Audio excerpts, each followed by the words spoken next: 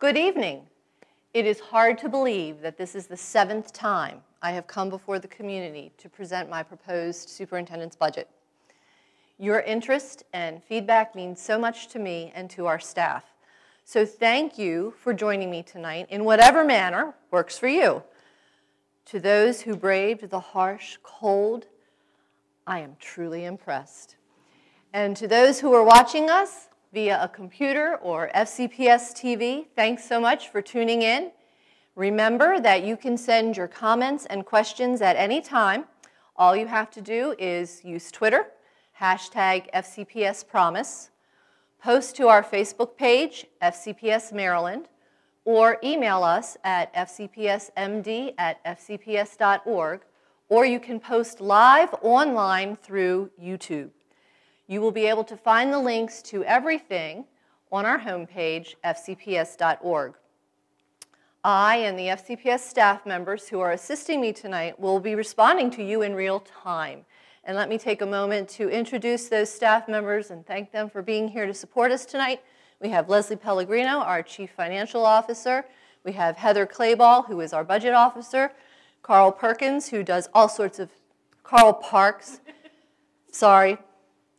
Carl Parks, who does all sorts of magic in the budget office, except for getting the superintendent to say his name correctly. We have Tanya, Tiana, Michael from our communications team, Tim's running the show with the cameras, and look, our Director of Technology, Ted Gardner, is over there as well. So we've got you covered. We're happy to take your questions and respond as possible. So our budget journey over the last 7 years has not been an easy one.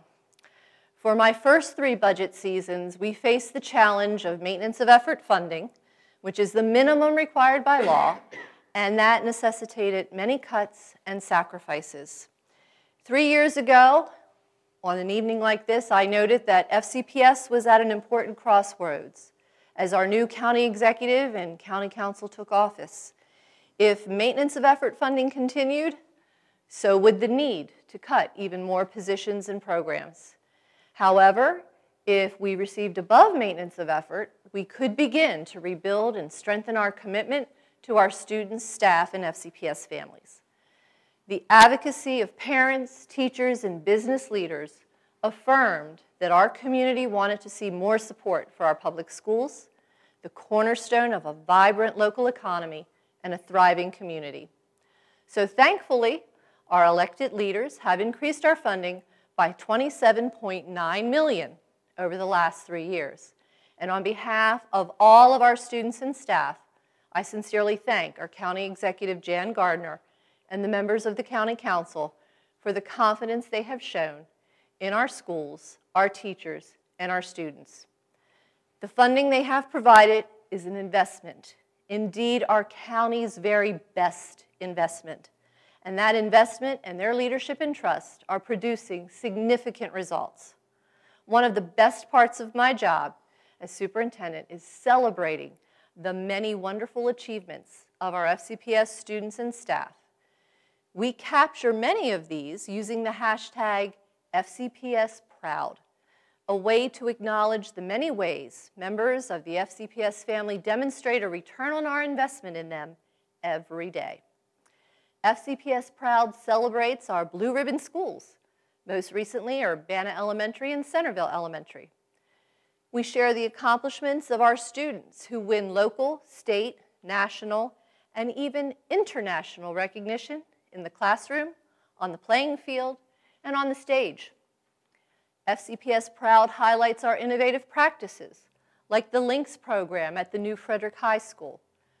The new LINKS program, a complete rethinking and redesign of the high school experience that focuses on individualized learning, flexible schedules, and customizable paths to college and careers. LINKS is a national model for modern education, and it is yet another reason why we are FCPS Proud. Classroom instructors who are recognized for excellence in teaching, school counselors who are lauded for being at the top of their profession, finance staff members who are recognized for excellence in fiscal management. We have so many reasons to be FCPS proud, and we have so much evidence that our public schools in Frederick County are excelling. In the last 3 years, we have worked hand in hand with our county leaders to strategically move forward as a school system. And I know it will be a collaborative effort again this year. Preliminary figures indicate our state and county budgets will face fiscal constraints, and that will make funding above maintenance of effort a challenge. I have no doubt that our county executive and county council will continue to do everything they can to support FCPS as much as possible. They have clearly demonstrated their commitment to our public schools. This year's proposed budget is designed to build on the momentum that we have established over the last 2 years. The priorities align with the priorities in our FCPS strategic plan and reflect the feedback I have heard and continue to hear from parents, students, teachers, administrators, and business leaders across the county. Our main focus in the coming year will be to continue to lay the foundation to recruit and retain the very best talent in our classrooms, on our buses, and in our offices. Attracting and developing the most talented professionals at every level of the organization is a priority that I hear repeatedly from our community. And it is in everyone's interest to have teachers of the highest caliber in every classroom. To continue to do this, we must keep moving forward with the 3rd year of a 4-year transition to a more viable, more successful approach to FCPS salaries. The new pay structure that we have implemented for FCPS teachers and staff is accomplishing several important things. It has boosted the pay for new teachers. And next, it has created built-in incentives for teachers' professional growth and development by encouraging teachers to gain the skills and knowledge that benefit students the most. It allows teachers to assume more direct ownership of their professional growth and development and serves as a welcome incentive for experienced teachers to continue to expand their service in Frederick County. Finally, as we finish implementing our new pay structure over the next 2 years, we will also be able to offer more competitive salaries to the professionals who make our school system run, often behind the scenes. I am so proud of the work that FCPS staff, the Board of Education, and the Frederick County Teachers Association have done in the last 2 years to advance the new pay structure. It has been challenging work, and work that has demanded creativity, flexibility, and forward thinking. The first years of a transition like this are always the most challenging and the most expensive, so it is important that we stay the course. Therefore, I have designated $17.9 million in my proposed budget to fund the 3rd year of our new pay structure. Year 3 of the 4-year transition to the new scale will continue the progress we have begun to raise the salaries of beginning teachers and improve the increases for teachers gaining mastery of their craft. The other priority in this year's budget addresses increasing enrollment. In the next year, I propose adding approximately 130 new positions, 75 of which are teachers, to support the staffing necessary due to an increase of student enrollment in Frederick County Public Schools. As student enrollment increases, funding from both the state and the county increase proportionately. So my proposed budget anticipates an additional $6.4 million in state funding and an additional $4.9 million in county funding to support these new students. It is certainly true that growing enrollment can create challenges to our system, including the impacts on school capacity and system maintenance. However, our county has demonstrated a commitment to finding ways to build critically needed capacity. I was proud and grateful last year to be able to participate in the groundbreakings of both Sugarloaf and Butterfly Ridge Elementary Schools, along with the opening of the new Frederick High. These projects and other critical projects in the pipeline show that Frederick County continues to be a place where people want to live and work, and our strong public schools are a central reason for that. This is yet another reason to be FCPS proud. I have said many times during my tenure as superintendent that FCPS's most precious asset is our people, our students, and our staff. Almost 86% of our budget supports staffing. And these are not only the outstanding classroom teachers, but they are also our administrators and instructional support staff. These are the amazing professionals who build and maintain our schools, drive our buses, oversee our resources, and more. And they do all of this to support the important work that happens every day in our classrooms. Every dollar that we spend on staffing at FCPS is money well spent. There are some other non-discretionary costs reflected in my proposed budget as well. For example, we have almost $4.2 million there to offset inflationary increases to the employer portion of our health and dental premiums. And while this estimated cost is subject to negotiations, it would represent a 5% increase over last year. These rising baseline costs are basically called the cost of doing business for a reason. Fortunately, we have proven over the years that we manage our business with care and expertise. I will put our staff up against anyone when it comes to financial stewardship and getting the maximum value out of every dollar of our budget. We have a long and proven commitment to sound management and wise financial stewardship. Stewardship for the long-term good of our county. And that commitment continues, and for that, we are also FCPS proud. So those are the top priorities for funding in my recommended budget. Continuing the transition to the new pay scale, an increase in staffing necessitated and paid for by an increased enrollment, and paying for inflationary increases in non-discretionary costs, like healthcare premiums. But keep in mind that those priorities, those are must-haves. There are other urgent priorities for FCPS that are not included in this budget request. And that was because of the spirit of proposing a reasonable and responsible budget request. But I'd like to talk a little bit about what those other urgent priorities are. These are priorities that I have heard again and again from parents, teachers, students, and business leaders.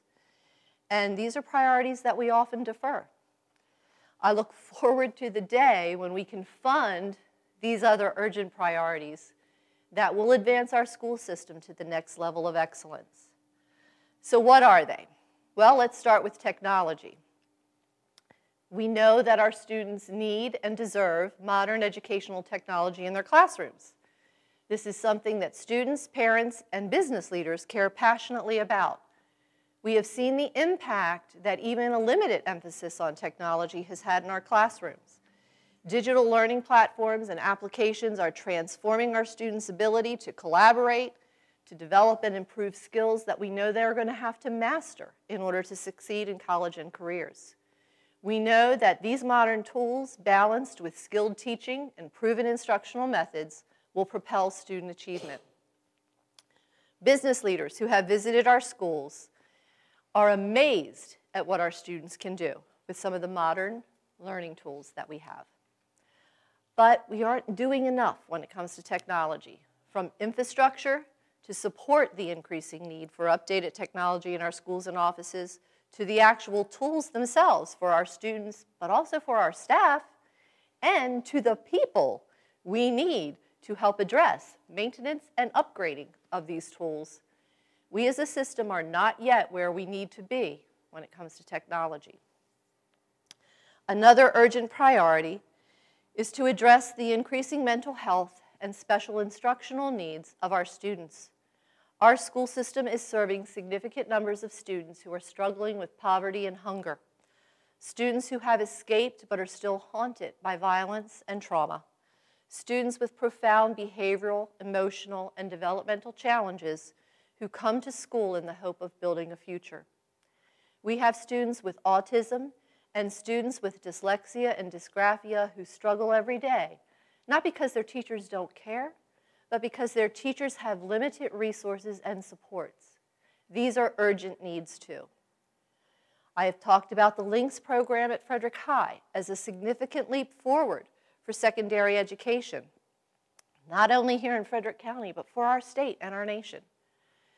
A program that is truly innovative, education that focuses on demonstrating competencies and skills, education that focuses on real-world problem solving and hands-on experience, education that emphasizes personalized learning and flexibility.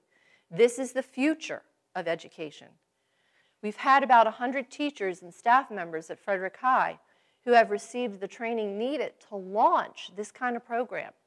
The experience they are gaining is invaluable. But are we doing everything possible to give our LINKS staff the continuing professional supports they need as this program matures into year 2 and beyond? And what kind of commitment to training and development will we need to bring that successful LINKS model to other high schools across Frederick County? How can we replicate the LINKS innovation if we cannot give our teachers the time, the tools, and the training they need to make this kind of major shift? These too are urgent needs. However, I cannot include these or other urgent needs as part of my proposed budget because those must-have priorities have to be addressed first as the top priorities for our school system. The other priorities, nonetheless, deserve and require our attention, and somehow we do provide attention to those other priorities because of the talented and dedicated people who work for this school system. We have always been able to count on them for creativity and can-do attitudes from every single FCPS professional. We have redeployed staff. We have shifted resources. We have even gone out to the community and asked for donations to do what is right for our students. It's not the ideal way to drive systemic improvement, and what our staff has achieved is nothing short of amazing. And I know they and our community look forward to a day when our budget can truly address all of our priorities. Our goals, our priorities, and our plans are clear. We must continue to move in the right direction. As it is, my budget represents $18.3 million more in expenditures than revenues. That's a large gap that I and our elected leaders, members of the Board of Education, members of the County Council, and our county executive will work to bridge. As we do that work, the most important thing is this. Our county executive and the majority of our county council have clearly demonstrated through their words and actions that public education in Frederick County is their priority. With their ongoing support, we will continue to ensure the highest quality education for our students, and we will continue to be a school system that makes us all FCPS proud. A detailed summary of my proposed budget is available now on our website, fcps.org. What I outlined tonight and what you will see online is version 1.0 of our budget. It is the start of a much longer conversation as the Board of Education, and I want to thank Board Member Joyce Schaefer for joining us this evening, the County Executive, the County Council, and the community work toward a final budget. As we work through this process, the numbers and the details may change. Critical factors like final funding levels from the county and state will impact our final numbers. But as I note every year, while the numbers might change, our priorities will not. So let's get this conversation started. To those of you who are watching us from home or work or wherever, please send your questions or comments directly through YouTube or by Twitter using hashtag FCPSPromise, through our Facebook page, FCPS Maryland, and by email at fcpsmd@fcps.org. And again, there are links to all of these on our homepage, fcps.org. We are ready for questions. Welcome. Glad to see you again. Thank you. Thank you. Just so I understand, so you're recommending 586.2 million versus 578.5 last year? Is that, I was just looking at page 5 here. I thought we were recommending 605, about 605 million. Oh, that's revenue. Oh, I'm sorry. The next page has Gotcha. Saving on the double-sided, right? Always. I told you, fiscal stewards. Okay. I have a follow-up. It's, Sure. well, second question, really. You mentioned 130 New positions. New positions, 75 which of teachers. I noticed that there's 20 that are converting from non-benefited to benefited. Does the 130 include that 20? And are those non-teachers? So these are people that are working for the district now, just not benefited. So are you backfilling with unbenefited positions? Mrs. Pellegrino, this is a decision our board made several years ago. Yes, this is part of the negotiated agreement with our support employees. As we hire, they're mainly special ed instructional assistants, Okay. and as they're hired and brought on, they're brought on as non-benefited. If they work a certain number of hours in that year, then they're eligible for benefits in the subsequent year if there's a position available for them and a need for that position. What we do is we've got 20 in the budget right now. We will monitor as people leave this spring. If people leave, move, and leave the system, we do not fill them as benefited. So we have these vacancies. So we hope by attrition we'll fill most of these with current budgeted positions.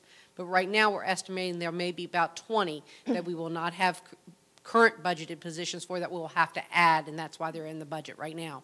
But we'll continue to monitor that, and hopefully that number will go down. Okay, so it's not exactly new positions, and it sounds like it's direct student contact. I mean, it's not teachers, but they're, I mean, I know some of these people, and they work directly with students. So Most it's not definitely. like, it's not like, you know, admin staff, I guess. Right, and sometimes they're called for in a student's IEP, Mm-hmm. that they'll have a one-on-one assistant. And so, Absolutely. again, that's one of those things where we don't always know how many hours, but we have agreed that after they've been with us for a certain amount of time, And we work will with move HR them throughout the into spring benefit. to monitor the hours that they're putting in. And so where it says, you know, other positions, I know you're familiar with our staffing model, you've been looking at that, so you can see when schools move above a certain threshold, we may be adding a guidance counselor, Right. an assistant principal, additional support and resources. Those are also captured in that 130 number. Gotcha. Are we getting any questions from online? Thanks. Not about the budget? I know what everyone wants to know. Check in at 5 a.m. tomorrow and you'll have the answer. We will be reevaluating conditions in the morning. I'm sorry, I don't mean to, but I mean, my first question kind of applies. I mean, it is revenue, but that 7.7 million is only, there's a goof in the percentages here, but that's only 1.3% more. That's less than inflation. So, I mean, that's a pretty stingy increase. There's several components that go into revenue, and the county and local revenue is one part of it. But another piece that is actually down for next year, estimated at this moment to be down, is the available use of fund balance. So that's the amount of money that's left over at the end of, say, the current year that we can use next year in the budget. Oh, I see.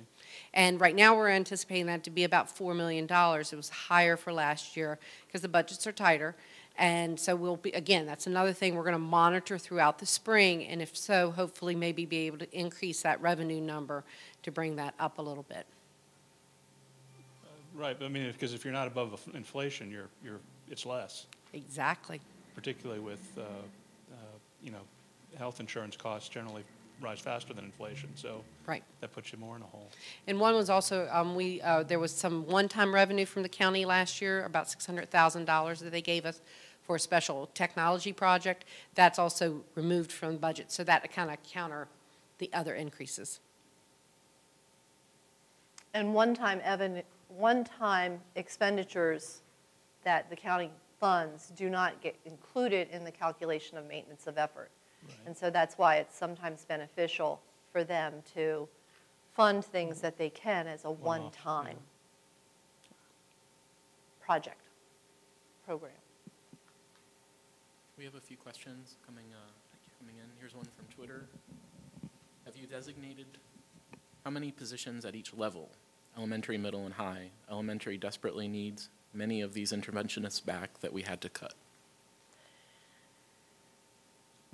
The enrollment growth is what's driving the number of positions and at what level. And I know it's going to surprise many people when I say the greatest growth for us this next year we project will be in middle school.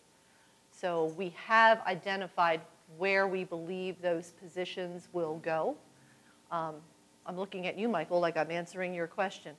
So we have identified, which positions will be allocated to elementary, middle, and high school, and that goes into numbers that we share with administrators in January.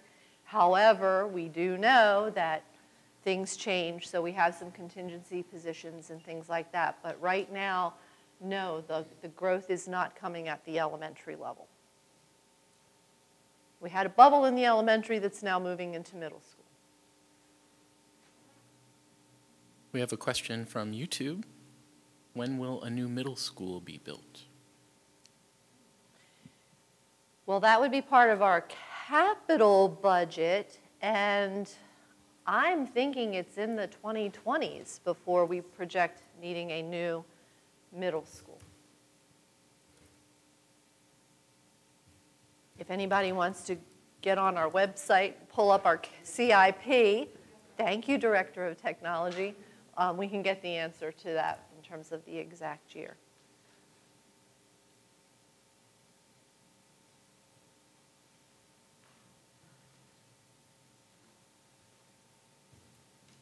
I could start asking questions like, did any of this surprise you? Because I feel like we've been looking at this same kind of budget for quite a few years. Welcome, Casey. Glad you could make it. You like it? Okay,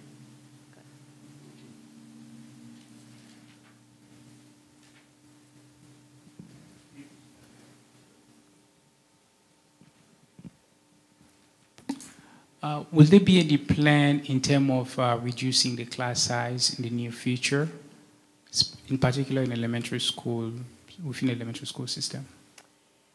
At our last, well, no, it wasn't our last board meeting. In December, we talked to our board about they would very much like to decrease class size, but again, that requires additional positions. You can see how much that cost. And so what we looked at was redeploying some positions we had received over a decade ago with Thornton funding that we had been allocating to schools based on need. In order to work on class size, we identified schools as based on some of those needs. High poverty, high mobility, a lot of special education students, a lot of students who are English learners, and special education. And so we used a formula and we put schools in tiers. And so for our Tier 2 elementary schools, we were able to allocate a decrease in class size for K-2 only. And that will be implemented for the 18-19 school year. Okay, thank you. Dr. Hall, the middle school for additional seats is not in until 2023. That's when design starts. So the next new middle school will be funded for, we hope, for design in 2023, which would have it probably opening in 2025 or 2026. We have another question from YouTube. Have any decisions been made about the program desperately needed to be implemented for students with dyslexia? There is a line item in the budget to support getting resources and training.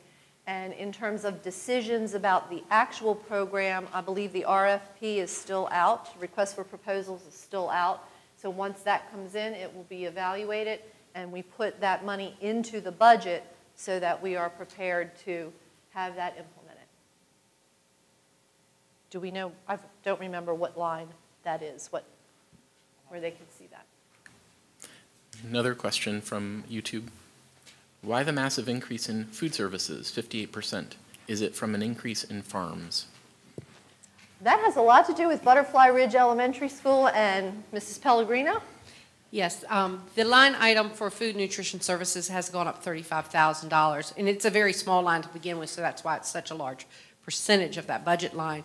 And that has to do with Butterfly Ridge opening next year. We serve most of our free and reduced, high free and reduced schools have what is called Maryland Meals for Achievement, or breakfast in the classroom served to them. And this allows these children to have access to meals first thing in the morning in the classroom. Unfortunately, because Butterfly Ridge is a brand new school and there's no data for that school, MSDE does not consider that qualified for next year for the MMFA program. So we have put in the budget to pay that out of the general fund for 1 year, and knowing that the numbers of those students that are moving into that school most likely qualify us for that program in the subsequent year. So that's hopefully a one-time funding for that program to be at Butterfly Ridge.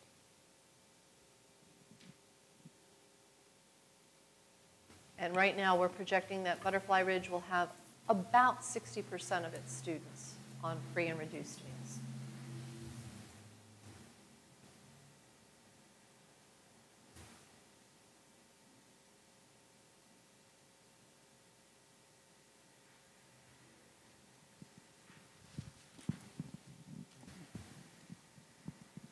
She's coming to you on that side this time. Have you made a decision about the number of media specialists in the smaller schools? The board, in looking at the staffing model in December, did indicate that for schools with less than 300 students, I thought it was 300, 350, 300, it would be a 0.8 allocation. And for schools that were over 900, it would be a 1.2. So we're not going to reduce the number of media specialists, we're just going to redeploy some of the assignments. So that's 1 day out of every 2 weeks? 0.8 would be 1 day a week. Or, okay, 0.8.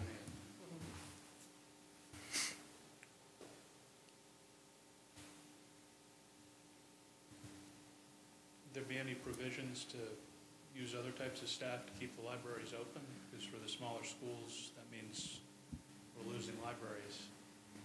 4 to 5 Well, days. and what we found as this conversation came up, a lot of our larger schools, students do not have the opportunity to use the media center except during the period when their class actually goes to the media center, or sometimes before or after school. And so once again, we run into the equity piece where I know some of our smaller schools feel like something is being taken away, but they've been receiving a service that our larger schools haven't had the benefit of receiving. And so again, with tight budgets and a lot of priorities, we are trying to balance and use our resources as equitably as possible. But I am sure that we can talk to the principals in some of those schools and figure out how they may want to work things. I know if, like, one of the concerns that came up was, what if students need to work on a project? Right. And so figuring out how we could, each individual school would have to take a look at how they might be able to do that when kids need to get into the media center to do something. I mean, even using PTA volunteers. The challenge is we can't really have volunteers unsupervised working with our students. Gotcha. Just seems a shame to have the library sitting empty for 1 out of 5 days. I, as a teacher, can take my class there, so it doesn't have to be empty.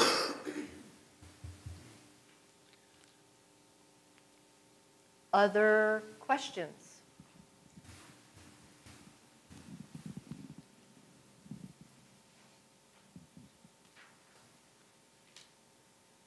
Well, I can understand the people who are here who want to, like, bundle up and get home and snuggle in, but those people who are home already snuggled in, don't you have any questions at all?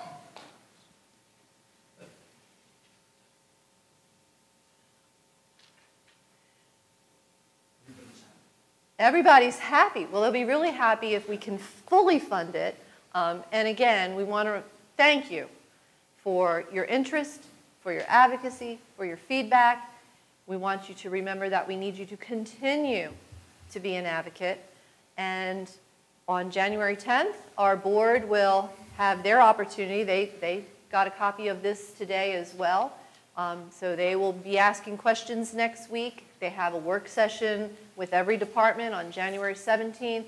Then they really get serious on January 24th, and they will maybe turn this into version 1.5 or version 2.0, because on February 7th, is that the correct date? On February 7th at Frederick High School, they are going to have a public hearing where they want to hear from you about what's in this budget. And you are welcome to come and tell them you're very happy and you love it, okay? But if you have other suggestions or feedback, we welcome that as well. We've gotten some feedback from YouTube. They are enjoying being at home bundled up, number one. Okay, very good. We have a couple of questions. Is there any room for literacy and STEM specialists? One of the things with the new staffing model that our board has taken a look at, and again, final decisions on that staffing model come as they grapple with this budget. But one of the things that we tried to do, if you look in our previous budget books, you will see that we said everyone had to have a 1.0 literacy specialist and everybody had to have a certain allocation. And instead of specifying the person, we have now said, here's how many positions you get for academic support. And that gives our administrators flexibility to allocate folks in the way that they need them. I've heard from a lot of our elementary principals that they want a literacy specialist and a math specialist. So now they can look at those positions they get and they'll be able to make that decision on their own. Again, the only additional positions we're adding are positions to address enrollment growth. And so while many people would love to see more resource support positions going into our schools, not something we can afford to do when we're adding so much staffing just to cover enrollment growth. I have 3 more questions in the queue. Here's one from email from one of our substitute teachers. Any increase in pay plan for substitute teachers? I am asked this frequently by fellow substitutes and I'm never sure how to answer.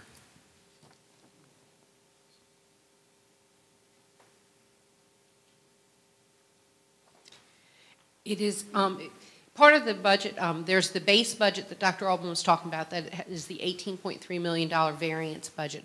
But we did also include over $3 million list of items that we would like to have if we close that $18.3 million budget gap, and there's money above that.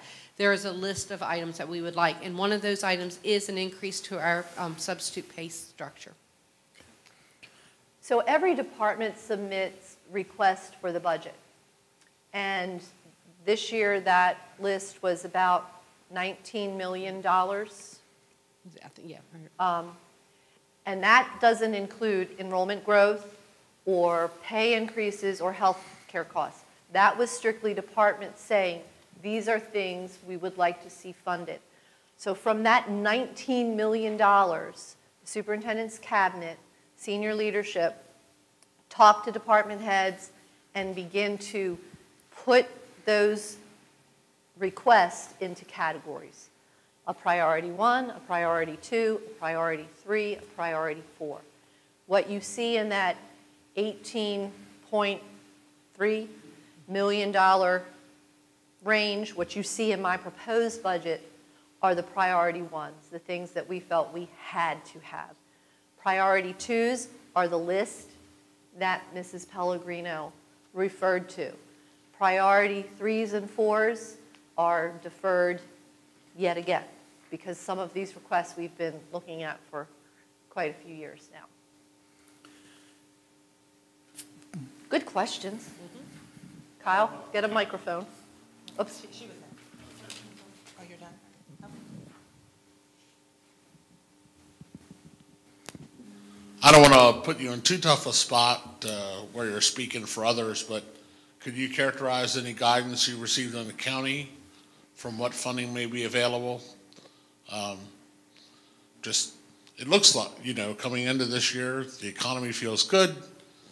It feels like things are growing, and just the traffic alone, if that's an economic indicator, I think everybody would feel like the county's on a good track. But then that comes with enrollment growth, of course, and it looks to me like it's still going to be a tough year, so if you... So what I can tell you is that, yes, because of enrollment growth, maintenance of effort is $5 million more than it was last year. So that's the first difference the county's going to have to consider. And I think we have a lot of state and local officials who are looking at budgets and saying what you said. The economy seems to be picking up. We know we're getting lots of people moving in, but income tax revenues are down. They were down in November. They were down again in, was that the December numbers that? November's the only one they did. November is the only one that they had.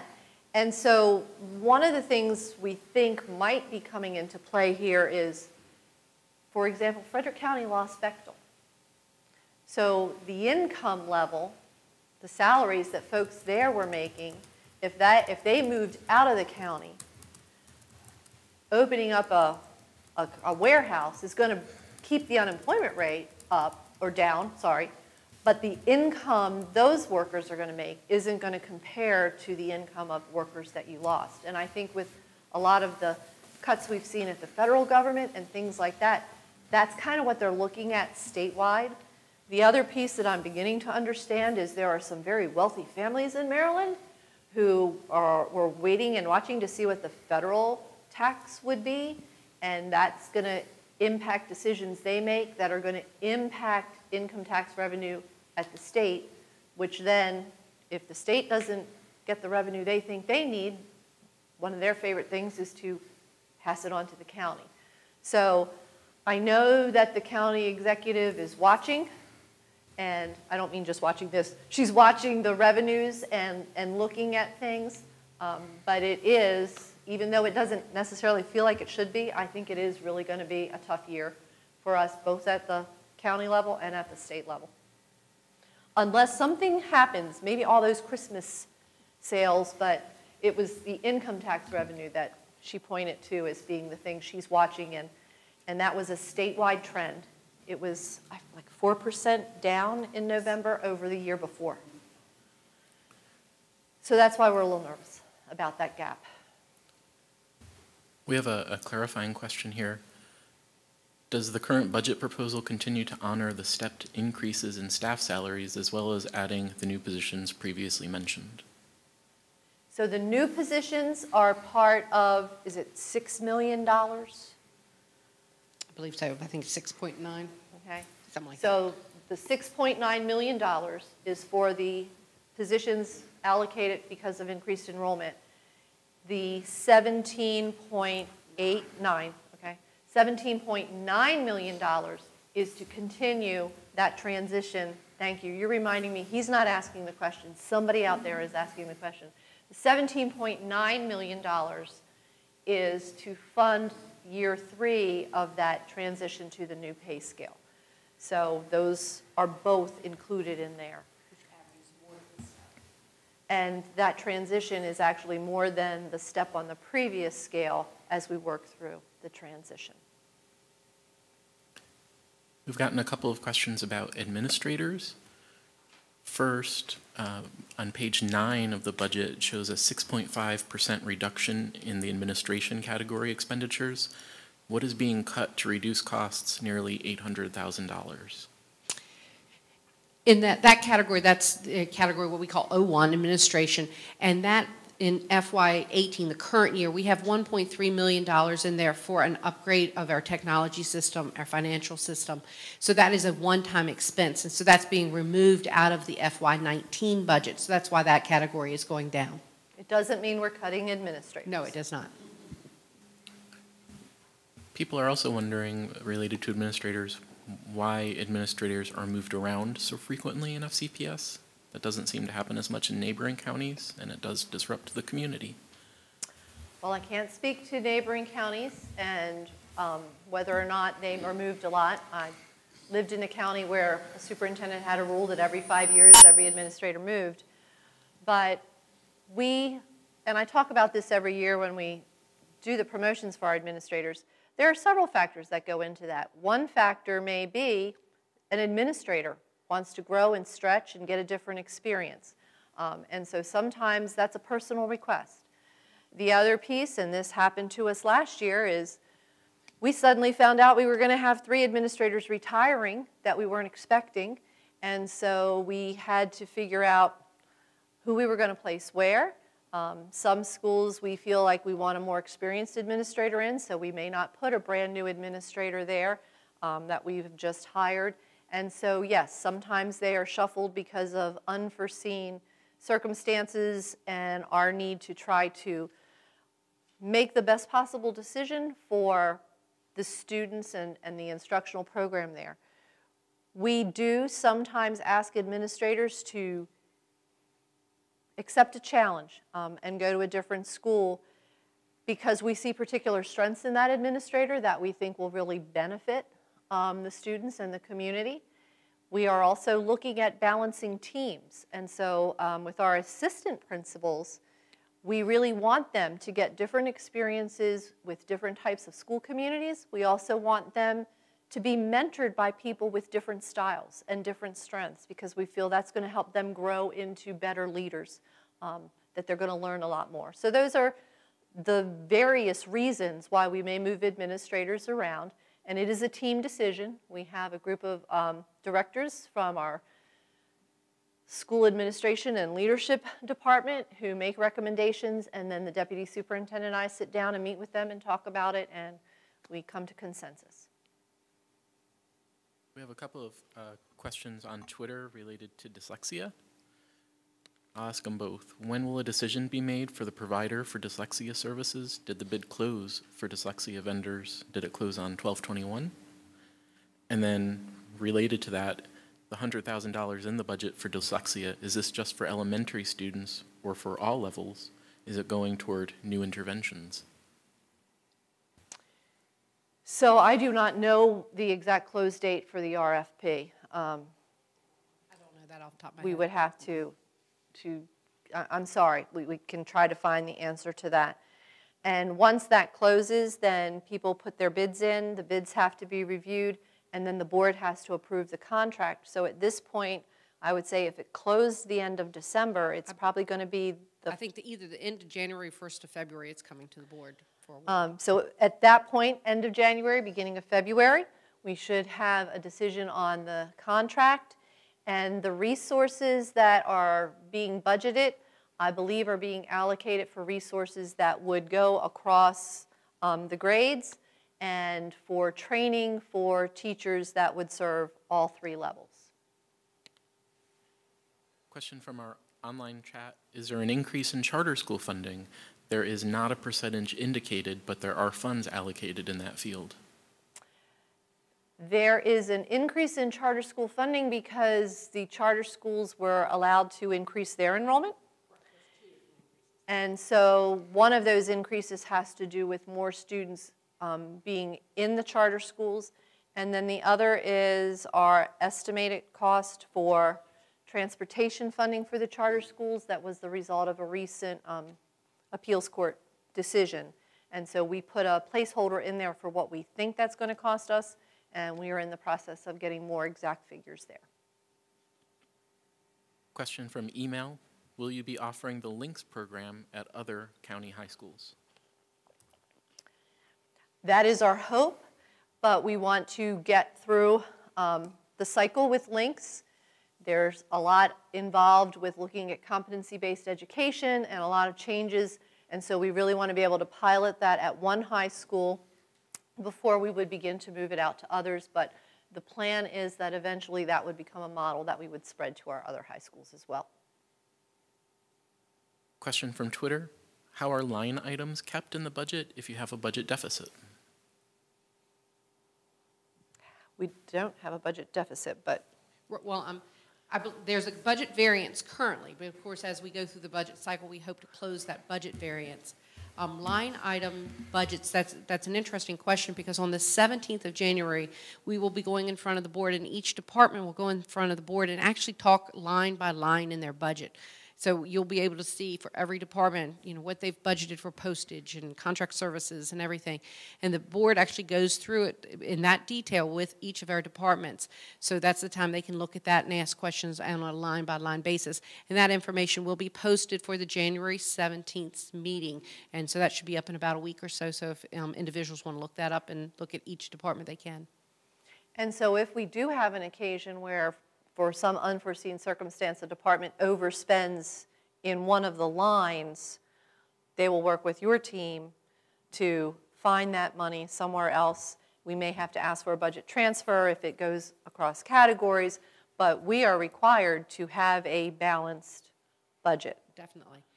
And we do not budget control at the line level, so a department can spend within their department. So if they overspend on one line, as long as they've got funds in another line to pay for that, then that's fine. So we only, by law, have to keep our categories balanced. So that's the categories you see in the booklet, category, you know, for like administration, mid-level administration, instructional salaries. That's where actually our total budget control is at. So as long as we stay within that, we don't have to do budget transfers, but we do occasionally if someone wants, for purposes to keep management control, they will do that.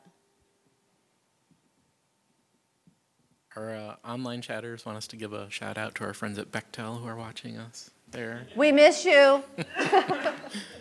And we have a question. How did the projected enrollment for Hillcrest Elementary drop 30% from FY 2018 to FY 2019? Matriculation? Redistricting, with Butterfly Ridge opening, students from Hillcrest, Waverly, and Orchard Grove will be moving into Butterfly Ridge, so you will see that the enrollment went down at Hillcrest, Waverly. And did Orchard Grove go down, or did we? Yes. Yeah, okay. So that's what that was. That was redistricting. Those are all the budget questions we have for now. That's it.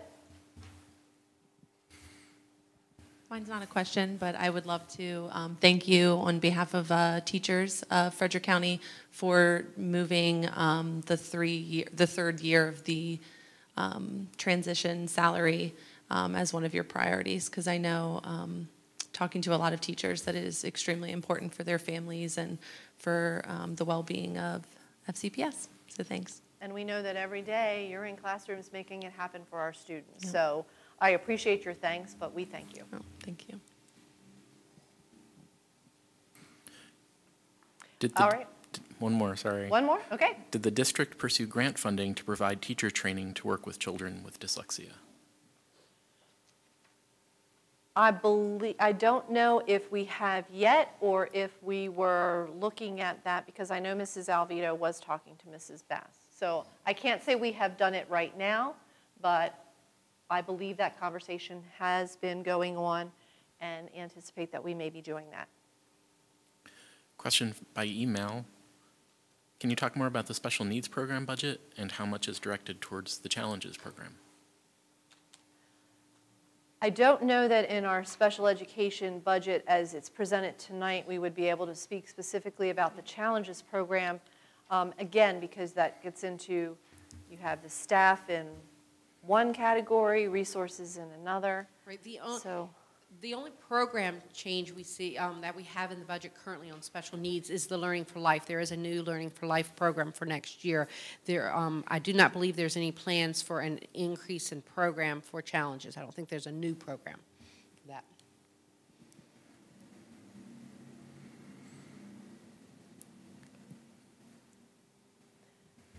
So if we close here, but you think of other questions, you can still email them to FCPS. Remind me of the email address, I'm sorry. We can accept comments, questions by Twitter using the FCPS Promise hashtag FCPS Promise, or through our Facebook page, FCPS Maryland, and by email at fcpsmd@fcps.org. And we will be compiling these questions with their answers and a separate budget webpage where folks can get all of that information. Yes, under the FY 2019 budget information on our webpage, we will take the questions from tonight. We'll also document those, but also as we have meetings with our board members and our workshop with the board members in a couple weeks, we'll make sure to document all those questions also so that people can go back and refer to those.